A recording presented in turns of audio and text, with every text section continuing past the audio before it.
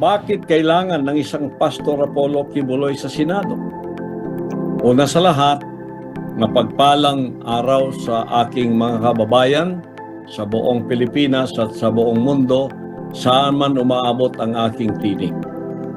Nagpapasalamat ako sa pagkakataong ibinigay sa akin ng korte na makapag-record ng video para ipakilala ang aking sarili at ipahayag ang mga plataforma at plano para sa bansang Pilipinas kung sakaling palarin at maging isang senador.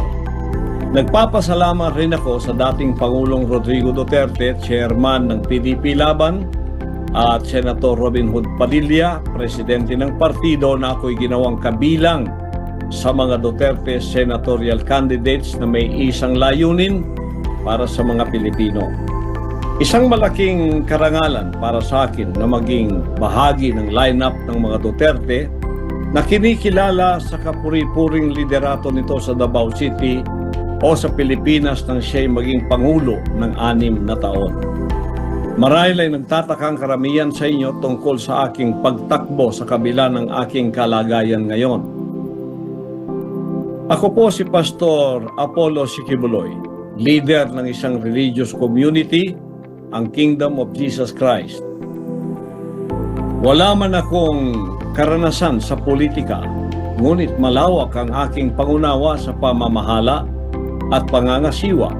Sa katunayan, sa loob ng 40 taon bilang pastor ng Kingdom of Jesus Christ, naiangat ko ang pamumuhay ng mga miyembro at misyonaryo sa KOJC at naitatag ang ilang mga organisasyon na tumututok sa pagpapahalaga sa tao na matugunan ang kanyang pangangailangan. Ito ang aking Exhibit A, ang Kingdom of Jesus Christ o KOJC. Limitado man ang aming resources, ngunit napalago ang simbahan mula sa Davao City hanggang sa iba't ibang panig ng daigdig.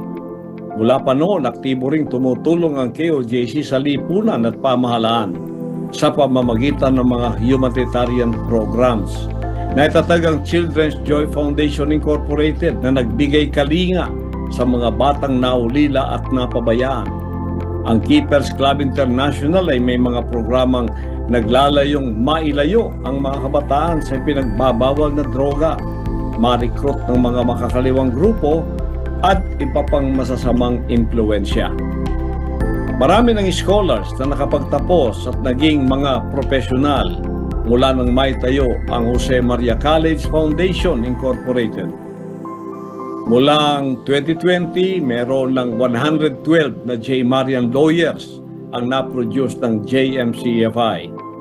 Noong 2024, may 26 na bagong mga doktor ang na-produce naman ng College of Medicine.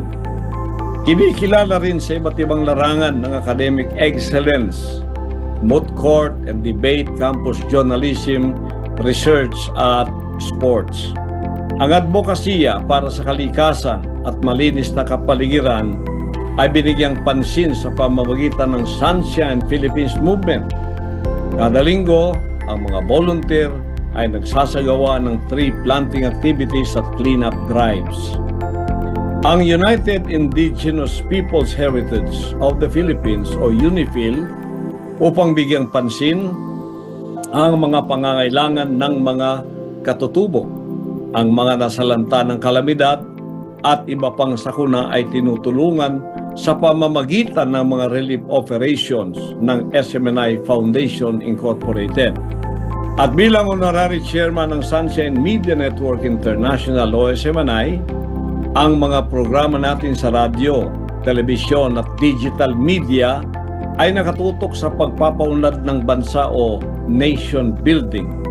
Napatunayan natin na sa KOJC na kapag ilalagay ang pera sa pwestong kinalalagyan, walang maghihirap o maiiwanan. Dahil sa karanasang ito, ang pangunahing isinusulong ko sa aking pagtakbo ay zero korupsyon. Talamak ang korupsyon sa ating bansa ngayon at nawawalan ng tiwala ang taong bayan sa ating pamahalaan dahil sa kawalan ng transparency at accountability sa pag-handle ng buwis mula sa pera ng mga mamamayan. Kung ako'y magiging senador, ako ang magiging tagapagbantay ng pera ng bayan. Sisiguraduhin ko ng pera ng mamamayan ay may lalaan para sa kaginawaan at magiging tugon sa bawat pangangailangan.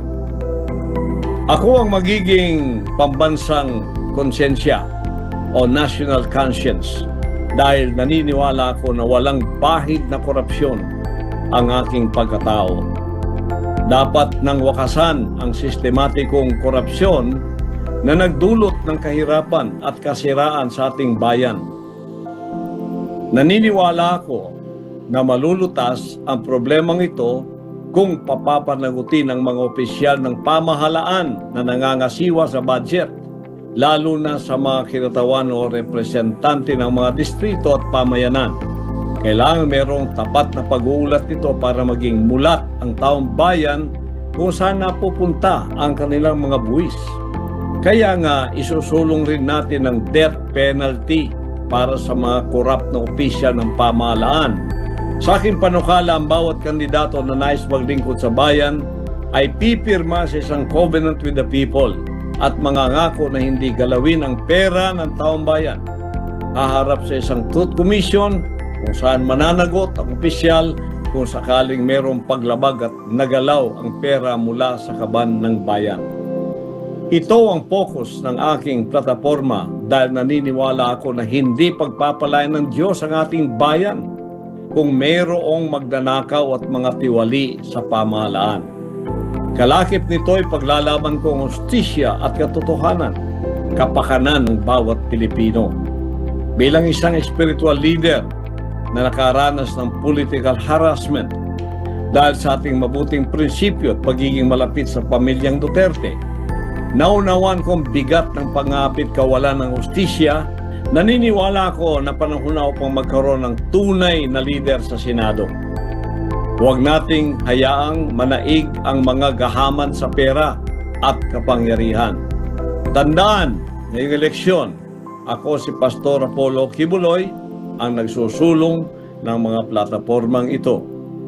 Death penalty sa mga korap, mandarambong magnanakaw, tuloy ang pagsugpo sa salot na droga at CPP, NPA, NDF, tagapagtanggol ng mga mamamayan laban sa abuso ng gobyerno, makakalikasan, kalinisan, ay kagandahan at kalusugan. Linisin natin ang Pilipinas mula sa mga korap at magnanakaw. Pagandahin natin muli ang Pilipinas at payabungin ang mga halaman, bulaklak at mga puno sa kapaligiran. Isulong rin natin ang National Superhighway System sa bansa na mapagkakabit-kabit ang bawat isla at pulo upang maging madali ang transportasyon ng mga kalakal at serbisyo para sa bawat Pilipino. Ayusin natin ang Pilipinas. Gawin nating first world country ang bansa. Hindi imposible iyan. Simulan natin ngayong eleksyon. Pilipinas, subukan natin ang bago at may resibo.